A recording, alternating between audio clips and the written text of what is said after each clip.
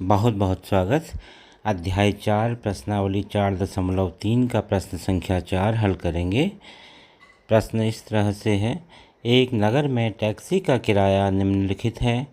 पहले किलोमीटर का किराया 8 रुपये है और उसके बाद की दूरी के लिए प्रति किलोमीटर का किराया 5 रुपये है।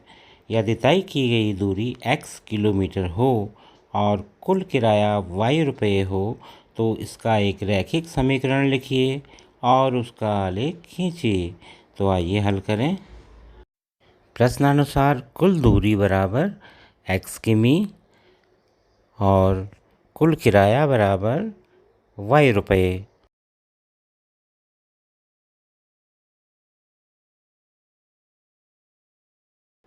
तो प्रश्न के अनुसार कुल दूरी x किलोमीटर और कुल किराया y के डिटेल को हम इस तरह से लिख सकते हैं।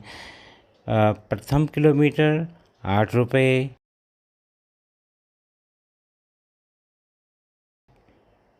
द्वितीय किलोमीटर 8 धन 5 रुपये, तृतीय किलोमीटर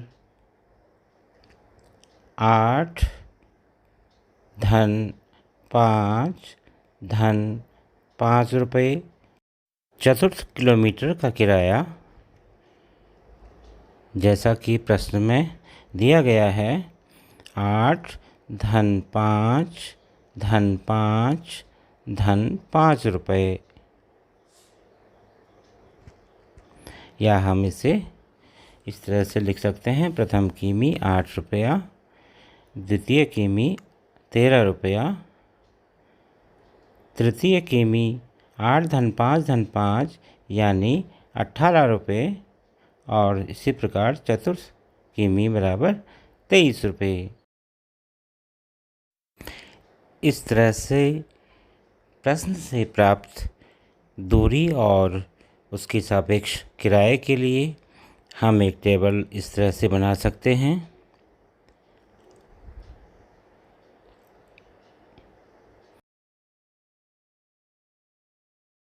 प्रथम किमी के लिए किराया 8 रुपये, कुल दूरी 2 किलोमीटर तो कुल किराया 13 रुपये, कुल दूरी 3 किलोमीटर तो किराया 18 रुपये, कुल दूरी 4 किमी तो कुल किराया 23 रुपये। अब x और y के इन 4 परिणामों के आधार पर हम दो चरों वाली रैखिक समीकरण को बड़ी आसानी के साथ लिख सकते हैं। हम जानते हैं कि दो चरों वाली रैखिक समीकरण का मानक रूप ax धन by धन c बराबर 0 होता है, जहाँ c अचर पद है, by का गुणांक और ax का गुणांक है। और यदि यहाँ हम अचर पद c को 3 मान लें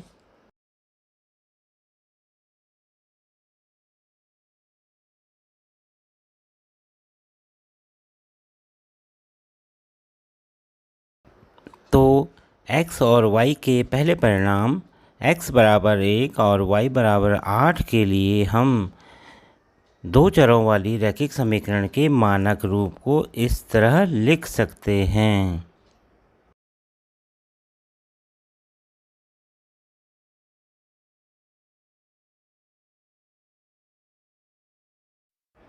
यहाँ पर हम देख पा रहे हैं कि बायां पक्ष दाएं पक्ष के बराबर नहीं है, यानी बायां पक्ष दाएं पक्ष 0 के बराबर नहीं है। तो हमें बाएं पक्ष को व्यवस्थित करना होगा ताकि वह दाएं पक्ष 0 के बराबर हो सके। इसके लिए हम b के स्थान पर ऋण 1 और a के स्थान पर 5 ले सकते हैं। b के स्थान पर ऋण 1 और a के स्थान पर 5 लेने पर बाएं पक्ष दाएं पक्ष यानी 0 के बराबर हो जाता है।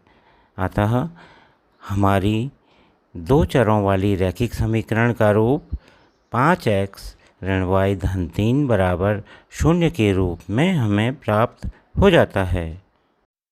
प्राप्त रैखिक समीकरण की जांच भी हम कर सकते हैं। आइए तालिका के तीसरे परिणाम यानी x बराबर 3 और y बराबर 18 को रैखिक समीकरण में प्रतिस्थापित करते हैं। तो 5 गुणा x का मान यानी 3 ऋण y का मान यानी 18 धन 3 या 15 ऋण 18 धन 3 बराबर 0।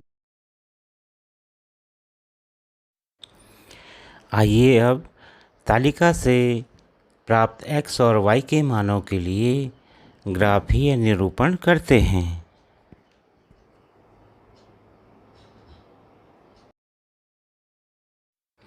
आइए दो चरों वाले रैखिक समीकरण के पहले हल 1,8 को ग्राफ पर दिखाएं।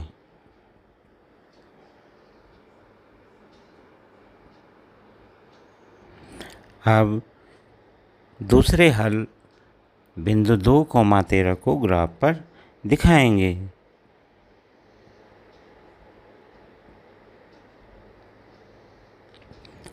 इसी तरह से तीसरे बिंदु 3,18 को भी हम ग्राफ पर दिखा देते हैं।